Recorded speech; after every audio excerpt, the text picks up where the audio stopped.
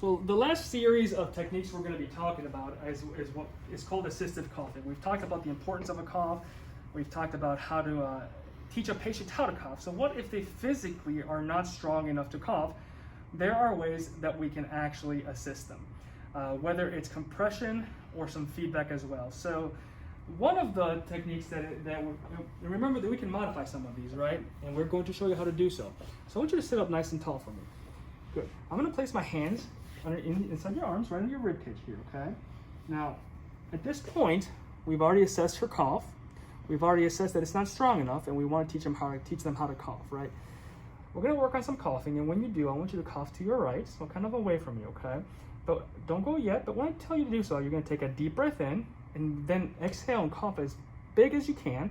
And when you do that, I'm just going to give your ribs a little bit of a gentle squeeze. It shouldn't hurt, and if it does, let me know, okay? So my hands are down here. Breathe in and cough to your right. Good. All right, perfect. Good. Right. I'm giving her a little bit of gentle squeeze. It's like the balloon we talked about. I'm literally just trying to get some air out for her. Right. The next one we're going to talk about is the Heimlich, and it is just what it sounds like.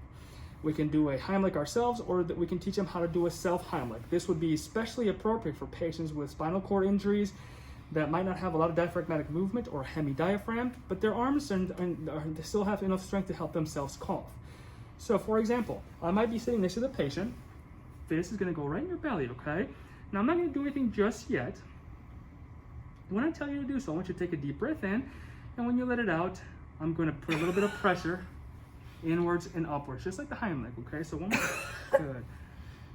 And now, if the patient is still functional, and let's say they have a hemidiaphragm or a very, very, very, very weak diaphragm because of a spinal cord injury, we can show them how to do that themselves. So, right? So same thing. You can use both hands. Perfect. Breathe in, and then we're gonna. And at this point, perhaps you're not giving them a lot of actual resistance, or excuse me, not resistance. You're not really pushing, but you're just guiding their hands to where it's appropriate. What if the patient can't tolerate sitting, or they're just not able to sit because of an injury to the spinal cord or general weakness? We can modify these.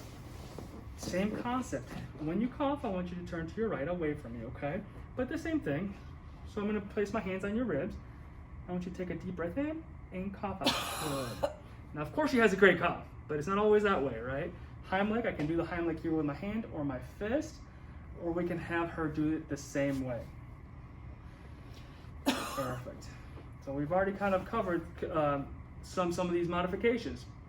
We can also do some techniques in long sitting. For this, I would strongly recommend, highly recommend, that we get behind the patient to support them, especially if they have some sort of a spinal cord injury. But essentially, we're going to remember that expiration is passive unless we need it to be forceful for a cough. We've already assessed our patient, and we want them to take a big deep breath in, and we're going to hold them back here, and then when you exhale, I want you to move forward and kind of, there you go, good, and let all the air out, and we're supporting them. So big breath against my hands, and then forward, and let it all out, good. If you're working with a patient who has a very high spinal cord injury, strongly recommend co-treating with somebody else so that they can help you hold the patient, because they can jackknife on you and you will lose control, okay? There we go. Anything else?